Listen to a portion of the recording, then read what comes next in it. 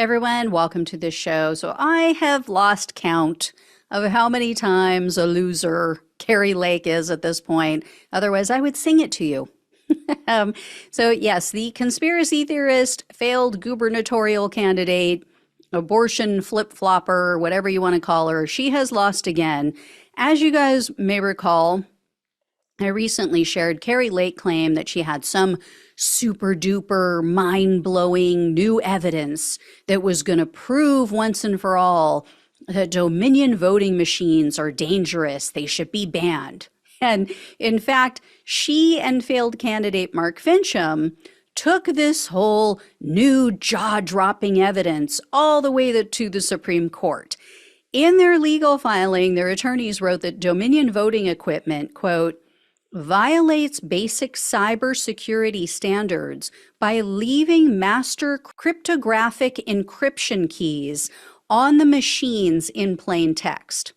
And they allege that Maricopa County in Arizona, which is where they both lost their races, quote, used illegally altered election software in the 2020 and 2022 elections and falsely represented that this software is certified by Election Assistance Commission. So Dominion Voting Systems told Law and Crime News outlet that these allegations are, quote, implausible and conspiratorial. And then they said that the machines are, quote, fully certified by the U.S. Election Assistance Commission, and elections are secured by many layers of robust operational and procedural safeguards, including auditable paper ballots that are overseen by local election officials. So guess what? The Supreme Court agreed. They agreed with Dominion. You know, the same Supreme Court that is filled with a majority of uber-conservative Trump appointees. That Supreme Court. So all Lake and Finchem heard was probably sad trombones because the Supreme Court didn't even bother to give them an answer. They didn't even bother to take up the case.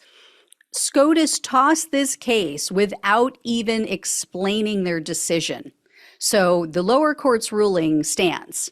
And as a reminder, the lower court had ruled that Lake and Finchem's claims were, quote, too speculative to establish an injury in fact.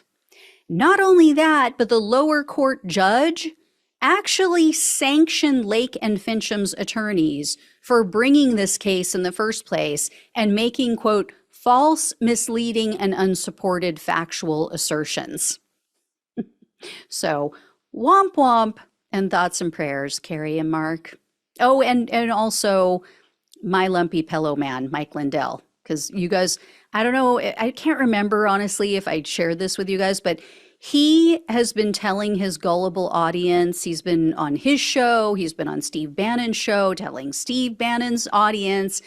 He kept saying the Supreme Court was going to be just blown away. They were going to be astonished by this new evidence. He actually predicted a 9-0 ruling from the Supreme Court in favor of Lake and Finchem. So you have to wonder, like, how many times can one man be wrong before he starts to question what he thinks he knows? Apparently a lot. In this case, apparently a lot. Like I keep saying, back on crack. Anyway, I will let you all know when I hear more. Thank you so much for watching and listening. Please like, please share, and subscribe. Please donate if you can. Love you all. Take care. Talk with you soon.